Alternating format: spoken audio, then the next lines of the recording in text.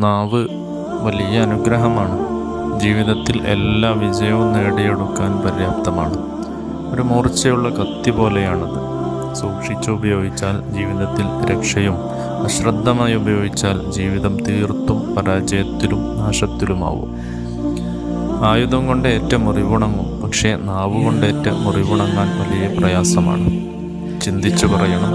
പറഞ്ഞു ചിന്തിക്കുന്നവർ വിഡ്ഢികളാണ്. നാവിൻ്റെ മൂല്യവും അപകടവും മനസ്സിലാക്കണം. പരിസരത്തെയും ഹൃദയത്തെയും വേദനിപ്പിക്കാതെ സംസാരിക്കണം. ഒരാൾ തൻ്റെ കൂട്ടുകാരനെ പരിഹസിച്ച് സംസാരിച്ചു. പിന്നീട് കുറ്റബോധം തോന്നി. ഒരു പണ്ഡിതനെ സമീപിച്ചു, കാര്യം അവതരിപ്പിച്ചു. ഒരു കവറിൽ നിറയെ തൂവലുകൾ കൊടുത്ത് നഗരമധ്യത്തിൽ ഉപേക്ഷിക്കാൻ ആവശ്യപ്പെട്ടു.